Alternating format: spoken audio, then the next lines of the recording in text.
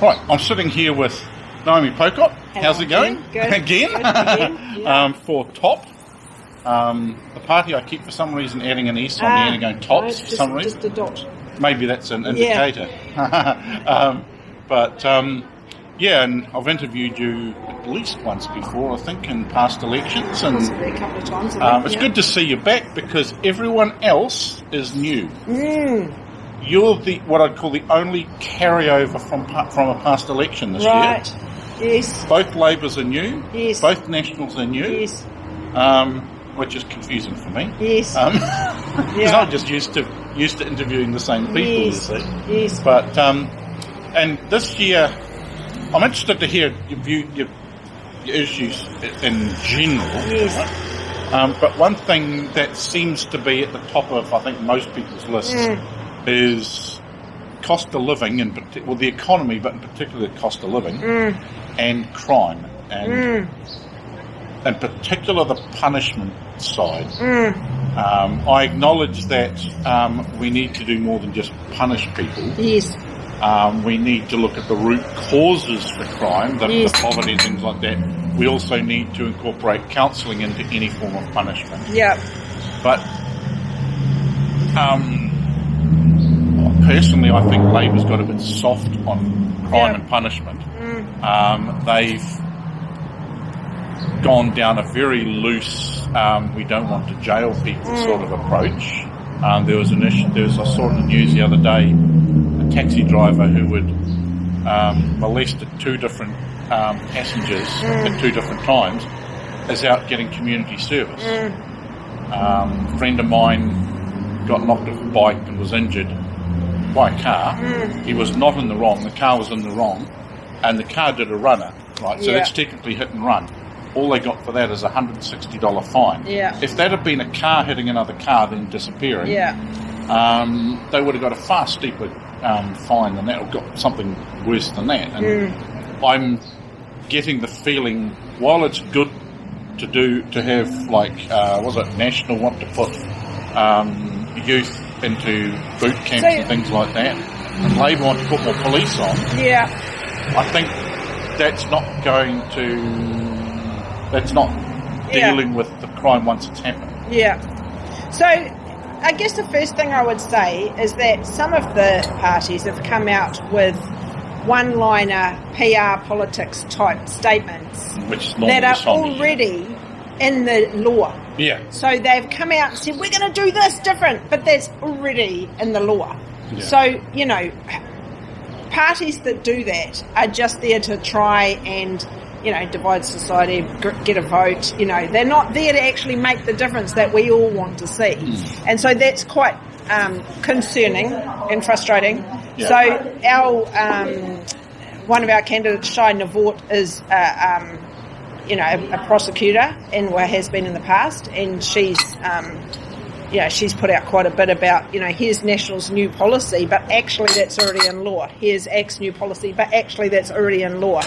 So, I think we have to think beyond the rhetoric around hard or soft on crime, and we need to look into the evidence of what really makes a difference for people.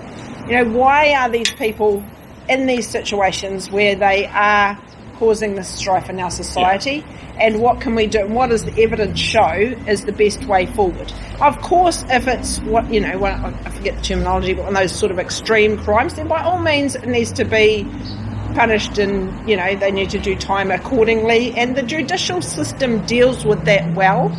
It's when but the judges will look at the whole picture of the whole life of the person and what else is going on and how many other crimes they've committed, etc., and make a sentence based on the reality of the whole picture.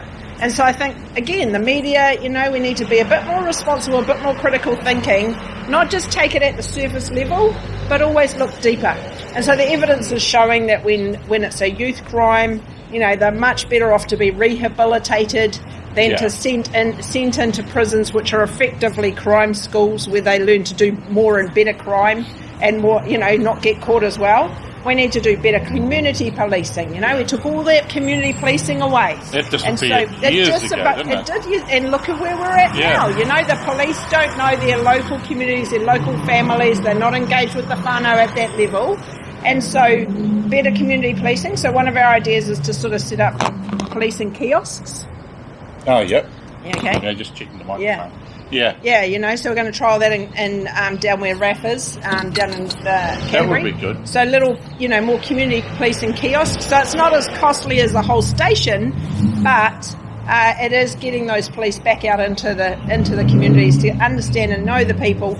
And then the other side of it is the wraparound service type approach, which we do quite well, but not always. And so, we need to appreciate that this is a societal issue and that we can no longer blame each and every individual when we have such a societal issue.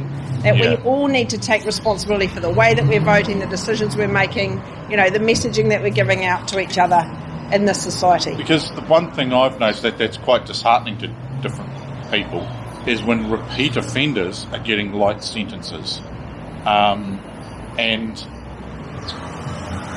like, for instance, with the cyclist getting hit and the hit and run, if the person had stopped and seen if they were okay, it wouldn't have been quite so bad. It's still the driver caused the accident, right? But it was the fact that they just disappeared, right? And they should have got. I can understand that unless that's a repeat offence for the person, you don't want them going to jail, but they should get a steeper fine than that.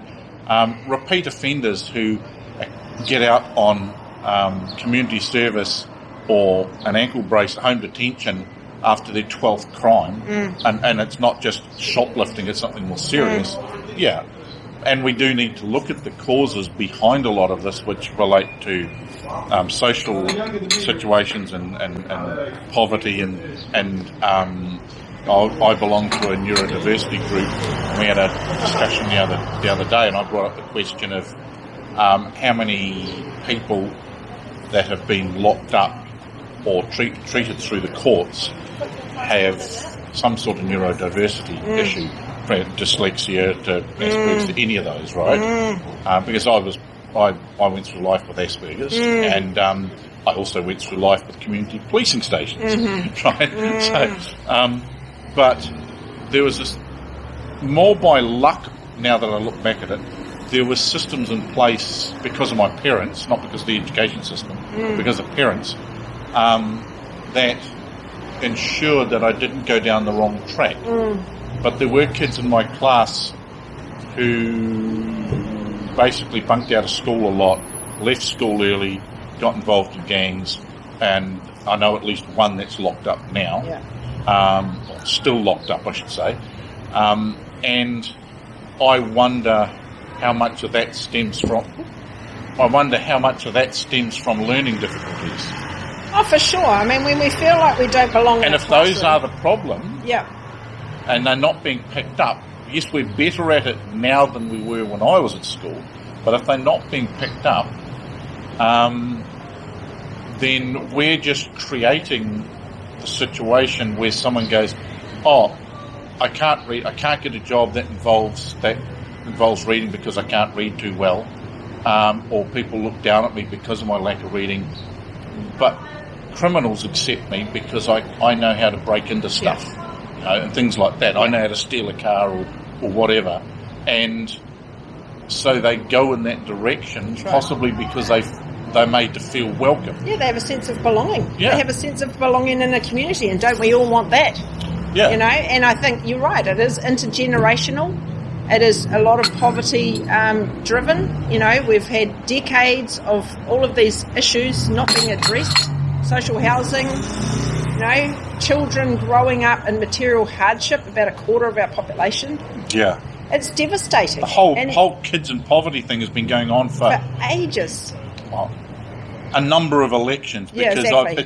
it's always been in the background. It's been getting worse for decades. Every time I've done these election time interviews, and there's always been discussion about sorting it out. Yep. I haven't seen across the board lunches in schools come into place. No, for not instance, across the board. right? Only Which would do targeted. a lot to fix both of those, because a hungry kid doesn't learn. Yeah. So, That's right.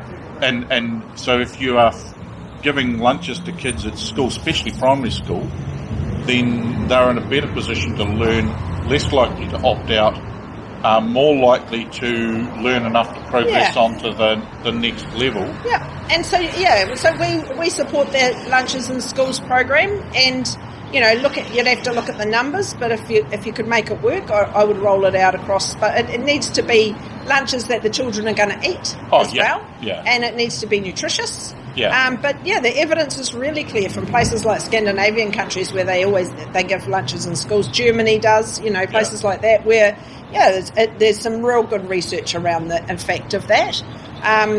There's just one, what we don't want to do is just tinker at the edges. What we want to do is, look at the fundamental problem. And yes, food poverty is a big one.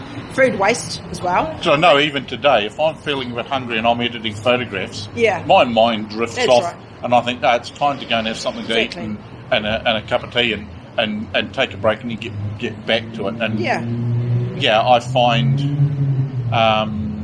when I rush home from something and realise I haven't had lunch, I've had lunch, but I haven't had anything to eat, and it's now 10 o'clock at night, and I'm sitting down to edit a few photographs because I just want to get some out. I find when I come back the next day after breakfast, I look at some of those and go, that was rubbish, I'll redo those. So one of the things that we did, this was way back in about 2016, there was a massive piece of research undertaken around what makes... Way back. I mean, this is for the Opportunities Party, when we first where it came out of a think tank, right? So I was back in around those times.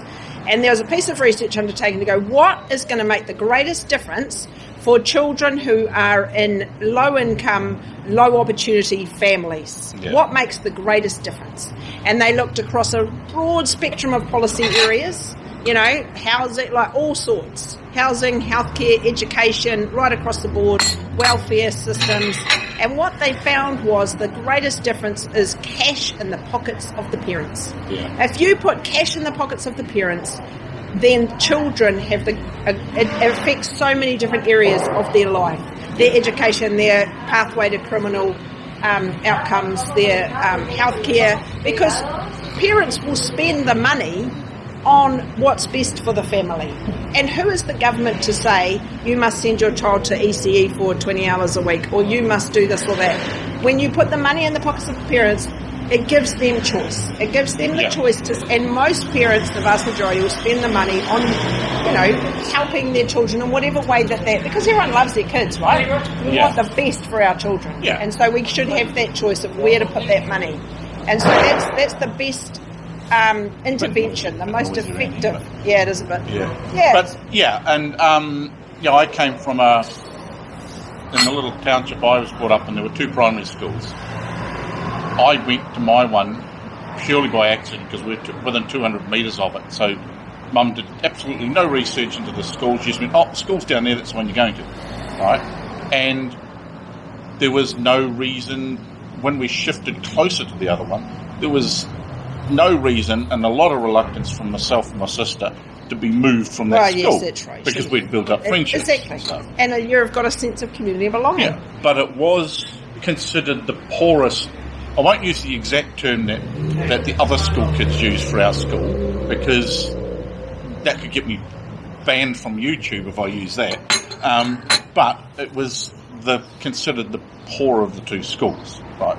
As in, the majority of the students there came from underprivileged families, right? But while there weren't school lunches and things like this, teachers kept an eye out for the ones that are at the worst. You noticed during winter there were kids that had to deal with being cold, and at that school it wasn't unusual to go to school in bare feet, and I didn't realise why at the time. As a kid, I just saw all these kids going to school in bare feet. My kids take their shoes off. So I went to school in bare feet, right? And I didn't think it was a socio-economic thing at that age. It's nice to have the option, isn't it? To have shoes or not to have shoes. And you could pretty much tell I was a bit of an oddball because I liked going to school in bare feet all the time. But most of the other kids, you could tell the socio-economic setup for their family based on how many kids still went to school in bare feet during winter. And, you know, these things, you know, if you look at the kids I went to primary school with and how many of them are scientists and lawyers and CEOs and stuff now, and how many have gone through the criminal system, that to me is an indicator of where things could have been changed. And it affects so many things, because often if you feel appreciated or feel looked after or feel that people even care, then your attitude towards society in general is better. I've noticed through discussion with a number of different people that often the people who are not caring about people who have stuff, i.e. people who don't have a problem shoplifting or stealing from others or whatever, they don't even give it a second's thought. No. Most of that stems from, well, you don't care about me anyway. Right. Yeah. So why should I care about you? And there's more and more and more people who are becoming disenfranchised, falling off the cliff. Yeah. And just becoming disenfranchised and untrusting of our institutions, untrusting of our education institution, our policing, our healthcare institution, because they haven't been invested in at the front lines for a long, long time under both major parties. Both of them talk a different talk. They're walking more or less the same walk towards the same societal outcomes, and they keep pointing fingers at each other, but neither of them are fixing the fundamentals. And this leads into the other part of the main thing is the economy, and in particular cost of living for people, and the two are linked. Absolutely. So we have quite a stagnant economy in New Zealand. So when the economy stagnates, the money doesn't circulate properly, right? And the taxes don't flow out to government to be able to invest in these social services. So we've got quite a stagnant economy. A large part of it is stagnant, and it's stagnant in land. So properties and land, and a lot of land banking going on, which basically means stick your money into a land, treat land as if it's a bank, it'll go up, and then you'll be in a better position to do other things with that money. Treat it like a bank. Well, land shouldn't be a bank, and housing shouldn't be a bank. Housing is a basic human right? We should all have a home, and so many of us don't. Still, the social housing wait list, all of the people in emergency accommodation, all those poor children growing up in those quite dire situations. It's out of line, and it needs to change. But it's because we've got this very stagnant economy. Everyone's putting their money into land, including all the investors and the speculators. And the other thing with if money's going round, like I've always believed, I'm going to get a fire engine come past in a minute. I've always believed more in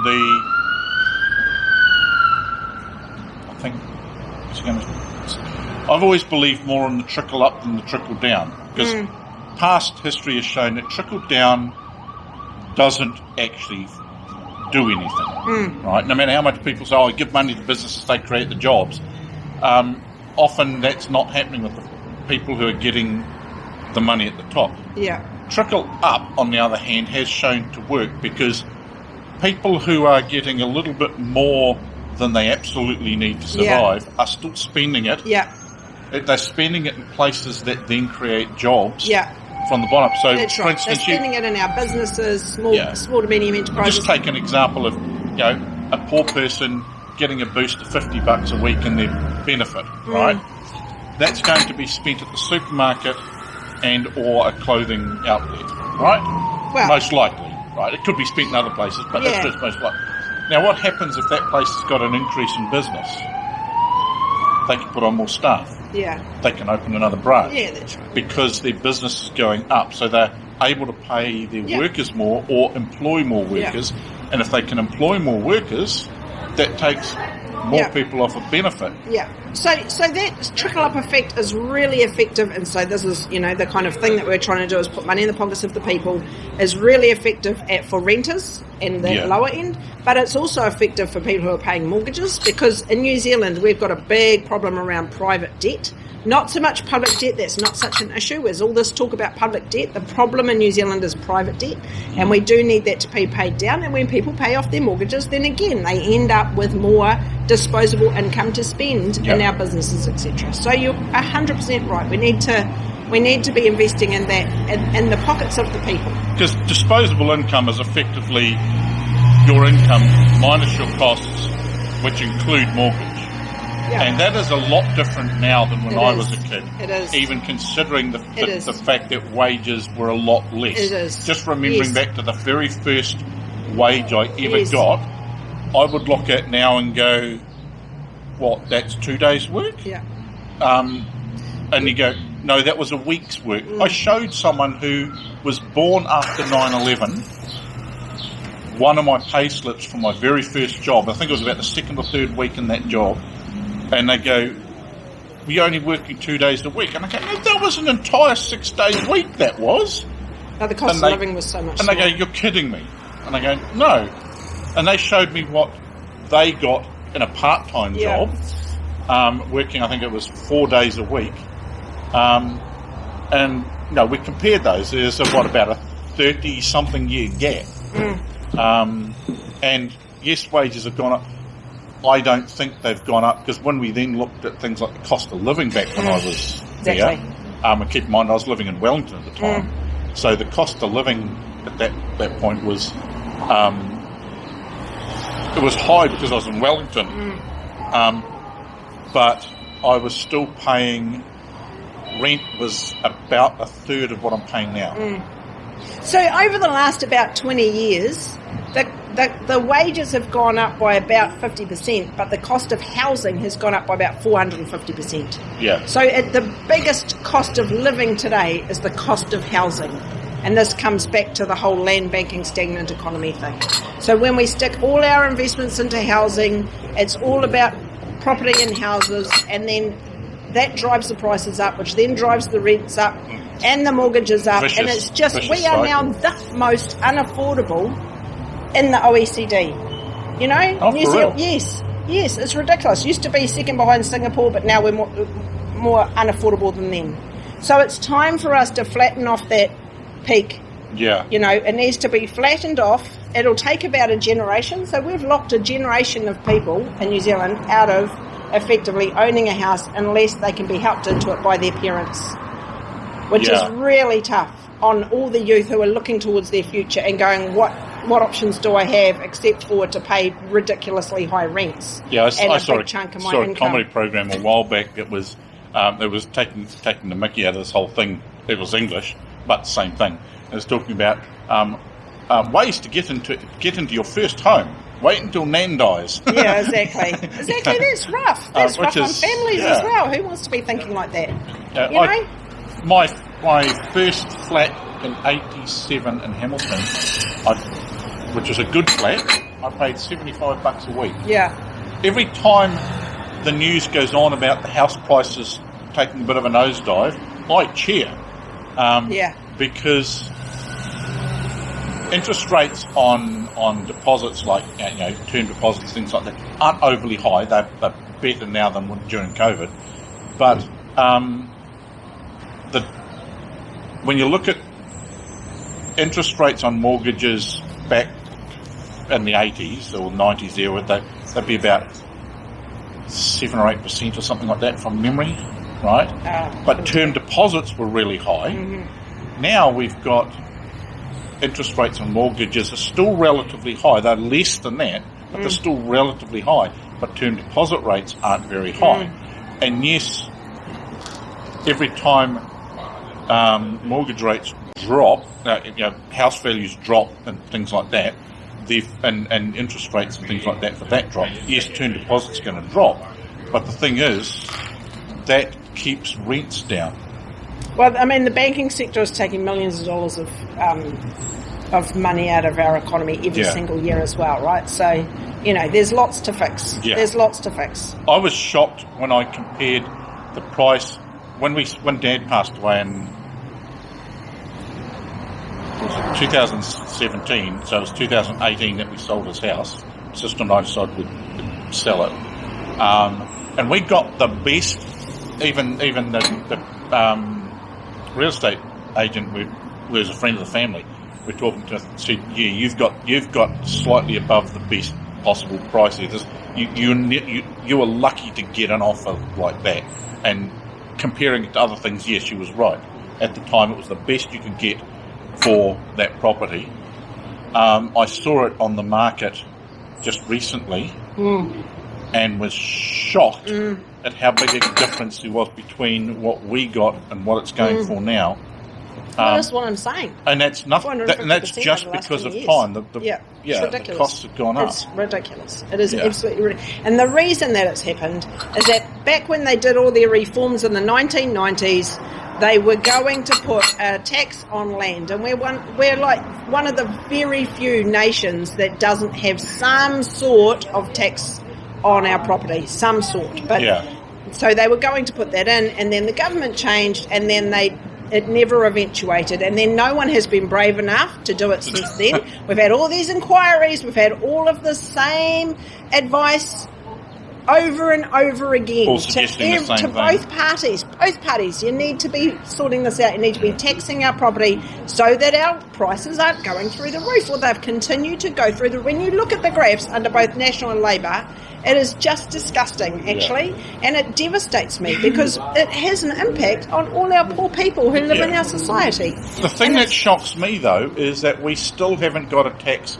Like, yes, there's a tax on the value of the land that, pay yearly. That's one option. But the option that I found crazy that hasn't come in all the time I've been doing this is a tax on profit made from the sale. Yeah, so they were going you buy to a property for $300,000 and sell it for $500,000, right? And you're not paying a tax on it. There's a lot of people I've come across who made a living doing that. That's right. So you should be taxed on. So that was what they were going to bring in the 1990s. A capital gains tax was on the table. And I think it's come up twice now, hasn't it? Yeah, it has. Greensboro's up in Labour, but it never went anywhere. No, it doesn't go anywhere. And I think what we are saying is it's too late for a capital gains tax because that relies on the profit being made. And the profit has already been made on property. And we are trying to level off that curve and keep it stable for a long time. And the best way to do that is to, gently shift investment without crashing the housing market, but just gently shift investment away from land banking and into things that are productive, like businesses and shares and things, right? Yeah. So, because they create circulation in the economy. Especially where the land banking is not the property you're living in, every way you want to put that, but it's the extra property, the piece of land you buy just to sit there, and you're not doing anything with it, or the extra property that you're buying and not doing anything with. That's where as you say, that land banking. I've always found an interesting issue because I can understand from a person's point of view how that gives you something for your retirement. You buy all this land, and then when you retire, you flog it all off. And there's your cash. You make a fair bit of cash from it, and you can live off But what that. about the next generation who isn't going to be able to buy their first home at all unless their parents help them into it? Then what are they going to do for their retirement? And so what we need to do is, what we're proposing is a 0.75% annual tax on the land, not the property, not the whole property, just the land. So we don't mind. Well, we want you to, develop your land. We want people to develop their land, but we are not going to tax that development because we're trying to incentivise the productive use of land and not just this land banking thing that's going on.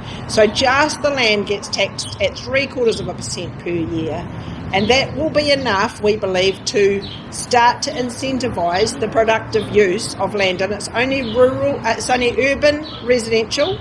So rural is excluded because that's already productive. Farmers are productively using the land. Commercial's excluded because that's already productive.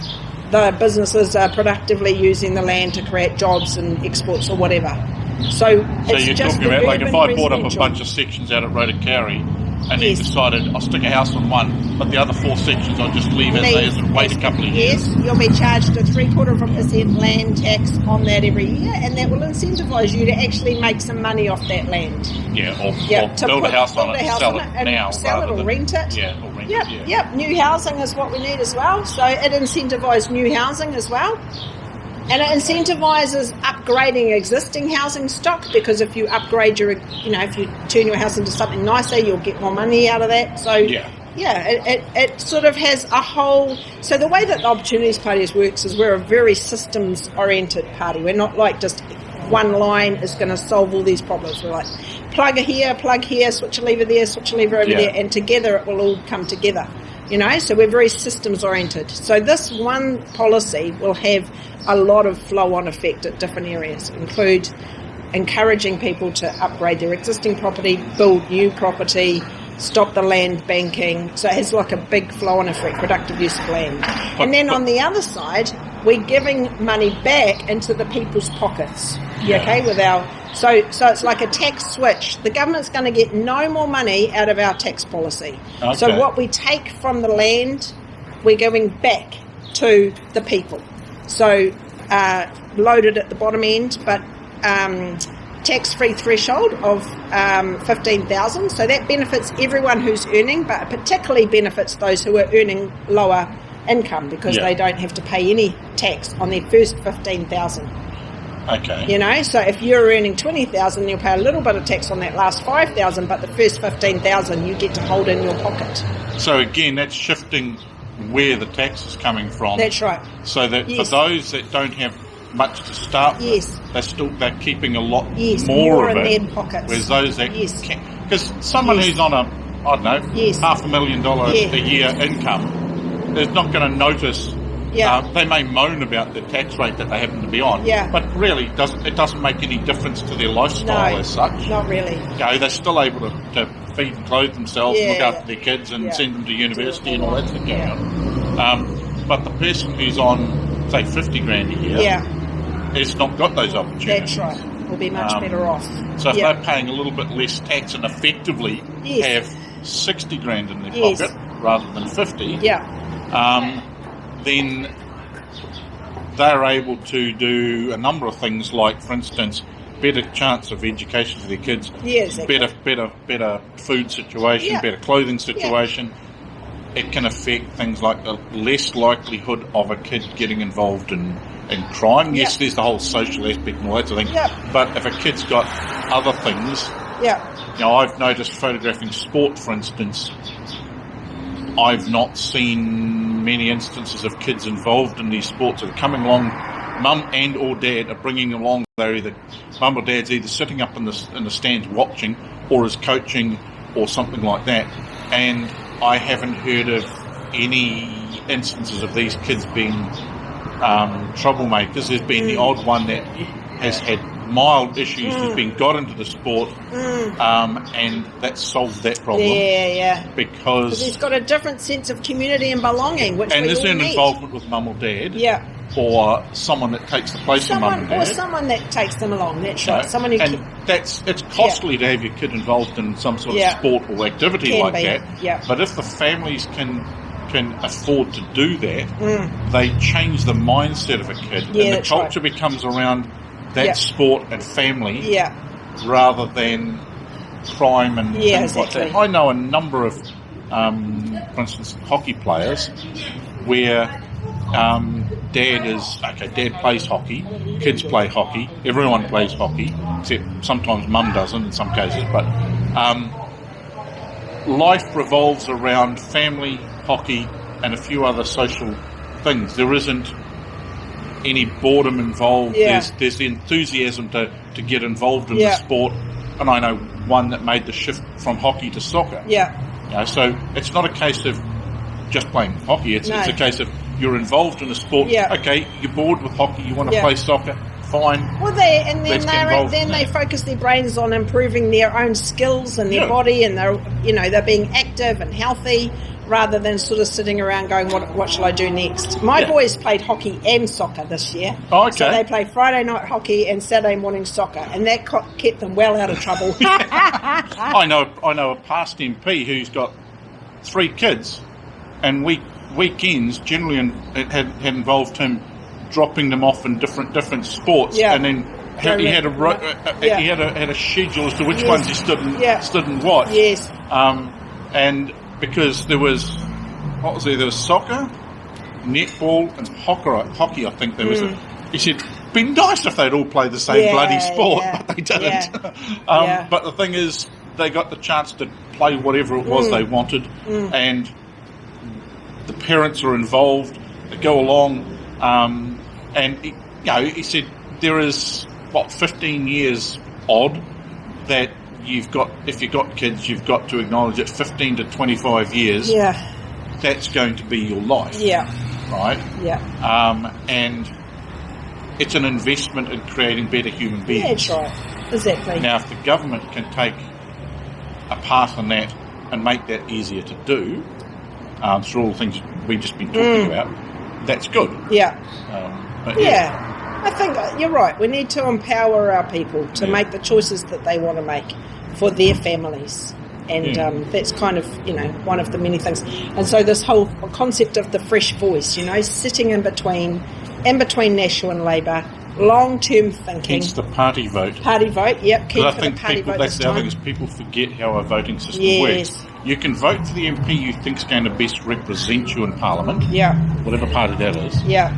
But then you need to look at the party vote That's right. for the one that's going to keep them in line. Well, I always refer to as keeping them in line. Yeah. Because then you've got a party in there that they've got to interact with. Yeah. I guess to me we it's need like... to get out of this mindset of having one party government. Yeah. We need to look at our government being a mixture Yeah. of at least 2 parties to ensure that we go in the right direction. And also to get the fresh ideas across the line, because it's not just about keeping them in line. And, we're actually wanting an anti-corruption commission that's going to sort out keeping them in line. But we want to get these fresh ideas across the line, the long-term thinking, the visionary, and then the pragmatic, how do we actually get there?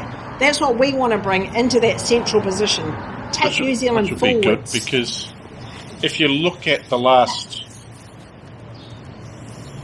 5 elections, roughly, there haven't been a lot of fresh ideas. No. There's been a bit of reshaping of old ideas. Shuffling the deck chairs. But, for instance, just taking the tax. Our tax, apart from when they added GST, our tax system hasn't changed since year dot. That's right. And we can see the outcomes of that, can't we? Yeah. As you say, more and more people falling off the cliff. The burden at the moment is upon the wage and salary earners and the small businesses in New Zealand. That's where the majority of the tax burden sits. And we don't have, we need to shift that burden onto land and release it from those wage and salary earners. And the education system has slowly moved towards recognising issues that affect kids, in particular neurodiversity and things like this. So it has shifted compared to when I was a kid. It has shifted, but it's going at snail's pace. There's more awareness, but there is more awareness. We could do better, but I don't think there's fully. There's odd schools that have done really well. Yeah. But if you look at most of the low socioeconomic schools, there is not a lot of resources, etc., into finding those kids that are having problems, whether it's just, I don't like to think that they're lazy, it's just that generally they've got some difficulty, be it learning or issues at home or whatever, identifying those kids and giving a wraparound assistance to lift them up to the same level as the rest of the class, so that they have the best possible opportunity when they hit high school to take that and run. Whether they go into the trades or university is irrelevant, but they have the best opportunity so that they go through the schooling system and leave at the best that can possibly be done for them, rather than leaving school at the very bottom and often leaving school early. The number of kids that I've seen young adults that have left, when you're talking to them, and especially when you're talking to ones that are older, like 45 plus, who look back at their life and acknowledge the fact that they left school early and life was hard and and a number of things happened, and they now look back and wish they'd stayed all the way through school and had some sort of help, but they found school difficult or whatever, and wagged school, left school early. Yeah, when you've got the people who are the waggers, but then you've also got the people who are leaving school because they have to help their parents pay the rent, right? So we've got this truancy problem that gets talked about. And then, again, we're not delving deep. We put a one-liner policy statement out to go, we're going to put in truancy officers who are going to chase those children around the district, sit them on a seat on that day, and then what? Then what? What happens the next day when the truancy officers chase them around town again? That's not the solution. Plus, you've then got a confrontational situation deeper. Because you're forcing a kid like that to do something where they are not in a situation where they either they are having trouble learning or they're wanting to earn some money to help the family or whatever it happens to be. That's right. But even worse if it's a learning issue because they're wagging school because they don't feel part of the school system. So I don't believe. I mean, yes, you're right. We need better support in classrooms. Our teachers, we've got more of these children coming through the system. The teachers haven't got the support that they need, and there's not enough specialist knowledge in every school as well. So we need more investment and support in specialist knowledge in schools to support teachers. Yes, 100%. But what I don't like doing is blaming or placing any kind of blame upon the child or the family. Like they are doing the best that they can in the situation that they are in. And what I prefer to do is place the blame on the politicians who have known that this has been increasing problem for a long, long time and haven't done anything about it. And then they come out just before the election, they're like, the schools need to be doing this better or the schools need to be doing that better. It's like, well, don't blame it on the schools. Look at what you haven't done. Look deeper. Look across the societal issues. Take that systems perspective and address the problem at the fundamental level. Because there's a lot of schools that are underfunded in areas where, for instance, just having one floating teacher that could go from class to class dealing with struggling students would make a huge difference. And obviously, I don't know if you're aware of the literacy debates that are going on at the moment across the school system. So there's been a grassroots movement of teachers and advocates who are looking at the way that we are teaching reading in schools, whether that is based, so historically it hasn't been based on sort of the neuroscience evidence, which we've had decades of as well, around how our brains learn to read and write and spell. So we are natural communicators. Babies communicate, right? Yeah. Babies learn. We're hardwired to communicate, talk verbally, non-verbally communication. But reading and writing and spelling are constructed. Humans constructs. Yeah. We've made that up. So therefore, we need to be teaching children explicitly. This sound p is different to this sound b. This sound p looks like this symbol. Yeah. B looks like a different symbol, even though those symbols actually look quite the same. They actually mean different things, right? Yeah. Cat, bat, so we need to be teaching them explicitly the sounds, the vocab, and the conversation is also important. So there's this whole conversation going on at the moment in literacy around how our brains learn to read versus how probably you and definitely I and my boys as recently as 4 years ago have been taught to read, which is basically guessing. Mum is painting by looking at the picture. Mum is reading, Mum is swimming. They're not reading those words. They're not reading that. It sounds good for a 5-year-old to be able to turn the page and go, Mum is swimming, as if they're reading those words. They're not reading. Yeah. They don't know that means mum. Yeah. They're eventually going to, I think it's about 60% of them will eventually pick that up. Like they'll see mum so often that they'll be like, okay, that picture, those symbols together mean mum. This bunch of words. That bunch of words. Yeah. But then what happens when the pictures go away and they get to chapter books and they haven't learnt to differentiate between the sounds and they get longer words that are then strung together, right? Like mummify or whatever. Yeah. And then how do they know in their brains? Have their brains learnt to break that up into sounds, or have their brains learnt to look at a whole word and try and figure out what that whole word says? And so there's a big debate at the moment in structure, and so we are big advocates for investing in quality training for teachers, internationally accredited programs for structured literacy, so that our teachers understand the science of reading, understand the neuroscience, understand the bigger picture and the phenomenological awareness, which is the sort of sounds and symbols type stuff, and can teach all children to be literate within about 3 or 4 years, depending on how far behind they are when they come into the classroom. All children in the New Zealand education system should be literate within the first few years. And then from there you can build on to the comprehension and awareness and the conversations and the critical thinking. You need the foundations in place first. We haven't got the foundations. So many children are falling off the cliff. You talk about these poor kids who leave school unable to read properly. Yeah. See, this is where decades. Drives me nuts.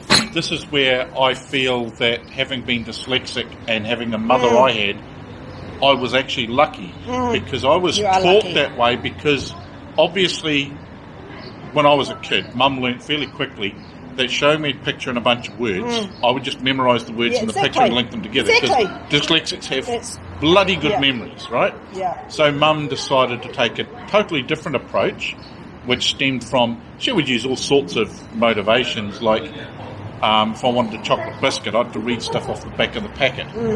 But she'd use that teaching the sounds and what they mean. And this process isn't just for... So this is the thing, right? I have spoken to it. I said to a teacher, new entrant teacher, how about structured literacy in this school? And she said, no, that's just for the dyslexic kids. It is not just for the dyslexic kids. It helps the dyslexic kids, yes, but it is the way that our brains learn to read. And some of them will get it anyway, regardless of how you teach them.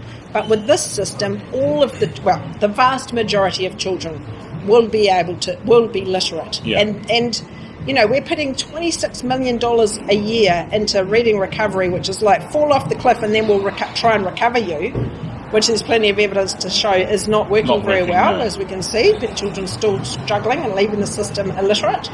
And so $26 million a year, I've worked it out that's enough to train all of our teachers and resource our schools and pay off, quality training in schools over about a 3 to 5 year period. So we'd have everybody trained up, we'd have all the schools resourced, and they'd be on their way. So why do we continue? The Ministry of Education has just renewed the contract. Why are we doing this?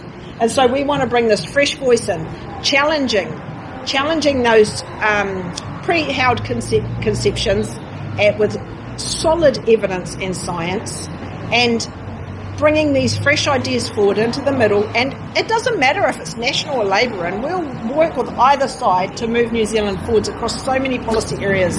But the idea is to strongly challenge whether things are being done the right way at the moment, and go, well, if there's, maybe we should look at other options and look at these and evaluate them properly and honestly. And look at the fundamental problem. Yeah. Not just the tinkering around the edges, not just what colour shall we paint the kitchen, but why are the foundations cracking and how should we fix those cracking foundations? So that's one that I'm quite passionate about, structured literacy. Because at the moment, at the moment, using the house analogy, at the moment this house is a little bit wobbly because some of its foundations are gone. Exactly. And people are falling out the windows. Yeah. Oh, yeah. Thanks very much. Thank you. We're going to run out of time in a minute, so thanks very much for your time. Thank you. And the results of the election are going to be interesting. Yes. But it'll be good to see a bit of change that doesn't just change who's in government, but changes how we're dealing with things, how we talk about things, where we go, working together, and get Raf in. And Raf's planning to win his electorate in Ilam. If he wins Ilam, and he has been a city councillor there, he's been involved in the volunteer army, the mosque attack aftermath, the Christchurch rebuild. He's very prominent down there in Christchurch, and he's sitting in Ilam. If he wins that, then the rest of us just want the party vote to try and get as many more into Parliament as possible. That'll be cool. Cool. Okay. Thanks very much. Thanks. That's your time. I forgot to ask you about cycling, and I'll get lynched if I don't do that.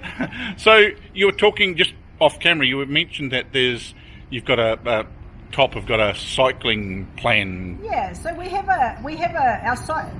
our way to address cycling is across a number of policy areas. So, for example, we want to implement a 30-year infrastructure plan. So rather than this sort of election cycle flip-flopping that we're seeing going on at the moment, we want to think about 30 years in the future. What do we want our cities to look like? And we want to create livable cities where people can walk and cycle and scooter around safely and still drive if they need to. So we want there to be safe for people. We want kids to be able to bike to school safely. There's so much evidence around the benefits of that.